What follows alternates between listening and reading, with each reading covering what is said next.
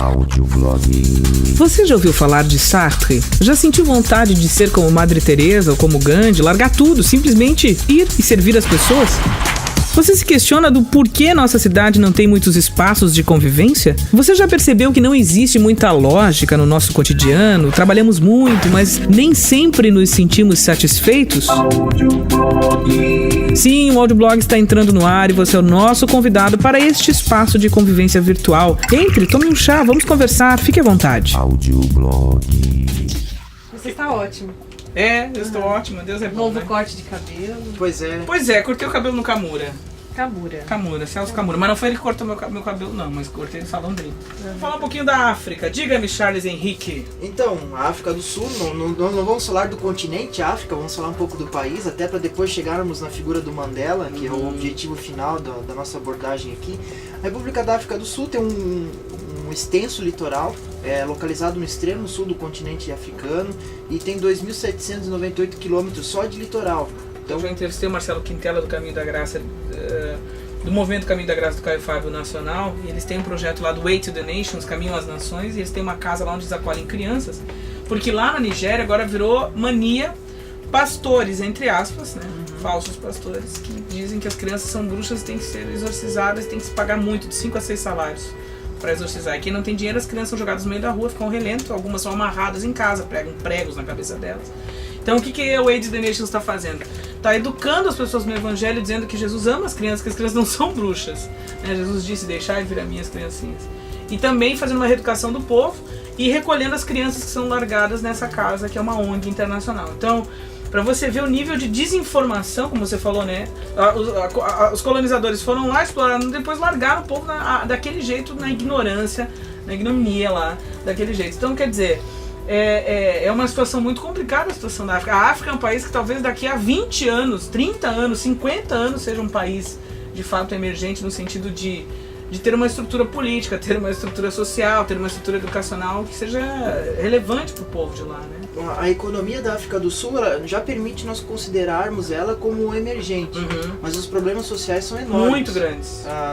Eu enumerei alguns problemas sociais aqui. Segundo uma pesquisa elaborada pela ONU, a África do Sul foi classificada em segundo lugar em assassinatos e em primeiro para assaltos e estupros per capita, ou seja, por pessoa, o índice por pessoa. Muito violento. É muito violento. As estatísticas mostram... Mulher não pode andar na rua lá normalmente, assim. É uma violência gigante. E olha só esses números, vai comprovar o que você disse. As estatísticas mostram que 52 pessoas são assassinadas todos os dias na África do Sul e o número relatado oficial de estupros por ano é de 55 mil. E estima-se... É muito ódio. E estima-se que 500 mil estupros sejam cometidos anualmente na África.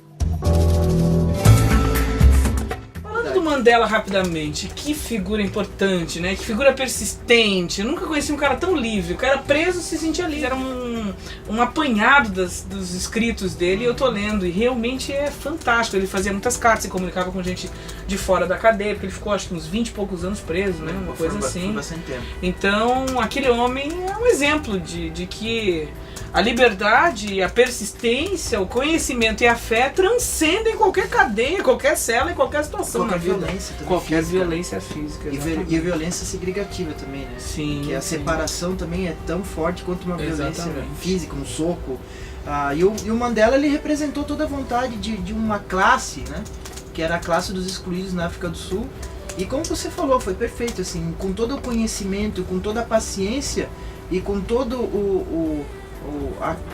como posso dizer, a calma dele também, com todo o seu poder de articulação com seus pares, né? ele conseguiu fazer com ele era metodista, de origem protestante. As pessoas perceberem que o melhor para o país era acabar com a segregação, com a separação. Você está satisfeito com o que tem visto e ouvido nos meios de comunicação? Será que o jornalismo morreu? Sucumbiu diante do capitalismo? O que você acha da guerra desmedida pela audiência? O jornalista Marco Aurélio Braga diz o que é de fato o jornalismo no Audioblog. Vamos falar um pouco sobre o assunto do dia, que é Bin Laden, a morte de Bin Laden. Será que ele morreu, mano? Então, crítica da imprensa. Essa notícia, os principais veículos de comunicação no Brasil não deram manchete sobre a morte de Bin Laden por questões industriais. Os jornais já estavam fechados, essa notícia saiu perto da meia-noite, os jornais de domingo já estavam fechados. Eu vi 2 horas da manhã na Globo News, tinha um correspondente, eu acho que de Nova York, falando, gaguejando, não me lembro qual era o jornalista. Informações eram mas gaguejando demais, assim, mas gaguejando insuportavelmente. Eu pensei, por que me põe esse troço só pra poder ficar enchendo linguiça? Band News também, é a mesma coisa. E aí essa questão que eu gostaria de falar contigo, eu acho que é uma questão até, que se me incomoda muito na imprensa, eu já falei isso no caso do casamento real, falei isso sobre aquele massacre do Realengo. Na semana passada. É uma novelização da notícia, a imprensa adora isso, massacrar a informação, e às vezes informações que não são bem checadas, não são precisas, isso é um perigo para a imprensa mundial, inclusive. Por causa de um pronunciamento do presidente dos Estados Unidos, uma figura importante, todos os veículos foram, Ana, já repeti isso aqui, como bando, com a mesma notícia, com a mesma informação, e de manhã houve o cúmulo de as pessoas divulgarem uma imagem que seria a imagem da morte do Bin Laden morto, e hoje agora está todo mundo falando não, que aquela imagem era uma imagem de 2009 que já tinha sido forjada, e aí agora todos os veículos de comunicação estão fazendo, não, mas aquela notícia era... Por que então publica? Por que não esperam? Por que não pensam? Esse é o meu questionamento. Por que a imprensa não pensa? Por que o jornalista não pensa antes de publicar uma informação? Por que o jornalista não pensa antes de falar uma informação? Entendeu? Porque a notícia virou uma indústria e ela precisa sair fresca do forno. Aí eles correm para conseguir dar primeiro o furo. Só que eles esquecem da ética. A cidade e seus espaços, conflitos e soluções. É hora de falar e viver Joinville, com o sociólogo Charles Henrique. Então, Ana, o IPUJ lançou toda a programação dos seminários Desafios da Cidade no século XXI. Acontece, Ana, vem ano e após ano, e nós sempre temos um seminário desse que, vamos discutir o planejamento urbano da cidade, vamos trazer gente de fora, vamos reunir todo mundo. Acontece que o planejamento urbano é uma discussão que reúne todos os setores da sociedade, mas na prática acontece que o planejamento urbano é feito apenas por um interesse do capital. Essa que é a realidade. Na hora de discutir, todo mundo é convocado, mas na hora da prática é só um interesse que vale, o do capital, da especulação imobiliária, do dinheiro, do lucro. É isso que vale. Vamos deixar... Nós falamos tanto de segregação aqui no nosso programa, segregação racial, étnica. O planejamento urbano também tem segregação. Segregação espacial. Vamos deixar os pobres lá na Zona Sul e vamos ficar os ricos aqui na Zona Norte. Vamos botar os pobres em cima do mangue, sem infraestrutura. E vamos botar o rico ali no América, no Atiradores. Minha casa, minha vida. Meu bairro, minha vida. Meu bairro, minha vida. Exatamente. Então, a segregação é muito presente no planejamento urbano. E as críticas que eu faço, eu acho louvável a ideia. Isso é real, gente? Isso é muito real? Mas é claro que isso é real. Agnes Kocha Bojarriu, conhecida mundialmente como Madre Teresa de Calcutá. O nome dela era Agnes. Foi uma missionária católica albanesa, nascida na República da Macedônia e naturalizada indiana. Trabalhou muito na Índia. Foi considerada missionária do século XX, fundou a Congregação Missionárias da Caridade e ficou conhecida ainda em vida pelo codinome de Santa das Sarjetas, porque ela só gostava de lidar com pobre. Ela tinha o dom do amor. Ela tinha o dom do amor, doentes, leprosos, pobres. Bom, ela nasceu em 26 de agosto de 1910 em Skopje, na Macedônia, filha de pais albaneses, numa família de 3 filhos. Com 12 anos ela ouviu um jesuíta que era missionário na Índia dizer: cada qual em sua vida deve seguir seu próprio caminho.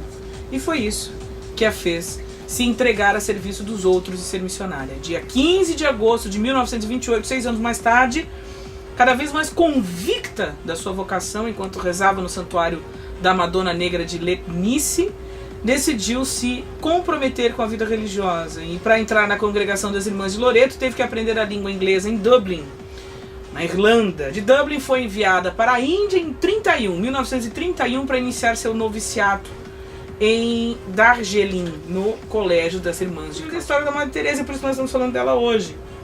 E a origem do nome: 24 de maio de 1931, ela fez votos de pobreza, castidade e obediência, tomando o nome de Teresa, e foi uma homenagem à padroeira das missionárias conhecida como Santa Teresinha. Década depois, em 1965, a Santa Sé aprovou a Congregação Missionárias da Caridade e entre 1968 e 89 estabeleceu a sua presença missionária em países como a Albânia, ou seja, o trabalho dela se estendeu depois para outros lugares. Albânia, Rússia, Cuba, Canadá, Palestina, Bangladesh, na Congregação das Missionárias da Caridade, Austrália, Estados Unidos da América, Sri Lanka, Ceilão, Itália, Antiga União Soviética, China, etc. O reconhecimento do mundo pelo seu trabalho se concretizou com o Templeton Prize em 1973 e com o Nobel da Paz no dia 17 de outubro de 1979. Ela morreu em 1997, aos 87 anos, de ataque cardíaco. A ciência chama de ataque cardíaco. Para mim, Deus foi lá e simplesmente levou ela embora. Quando preparava um serviço religioso em memória da princesa Diana de Gales, uma grande amiga falecida 6 dias antes. O funeral foi tratado como um funeral de Estado e vários representantes do mundo quiseram estar presentes para prestar a sua homenagem. É assim que funciona. Uma mulher simples que dizia: o amanhã ainda não veio e o hoje já foi, só temos o hoje, comecemos. Então, quando alguém dizia para ela, essa é uma frase fantástica dela: o amanhã ainda não veio, o ontem já se foi, só temos o hoje, comecemos. Porque tem gente que diz: quando eu ficar mais rico eu vou ajudar pessoas, quando eu tiver aquele emprego eu vou ajudar pessoas, se eu tivesse mais dinheiro eu vou ajudar pessoas. E não é assim que se pensa. Nós temos o hoje, o agora, e agora é o momento de fazer. Jesus dizia: tem que trabalhar enquanto é dia, acabou, não tem mais o que fazer. Então ela era o tipo de pessoa que dizia assim: não tem uma caixa d'água, então me traga umas vasilhas, vamos começar a enchê-las. Então qualquer coisa é qualquer coisa para se fazer qualquer coisa. Então eu acho que esse é o pensamento que a gente tem que ter, e esse audioblog foi muito especial por todos esses assuntos que a gente trouxe, que você possa ser muito abençoado e iluminado por essas ideias, para que você possa ser alguém diferente, melhor para a sua sociedade, para o seu mundo, para o mundo que você vive. E ajude alguém. Você ouviu Audioblog, um programa que é a trilha sonora do pensamento. Trilha sonora do pensamento. 1 hora de pura expressão da cultura, do cotidiano, da notícia e do entretenimento de Joinville, do Brasil e do mundo. Audioblog.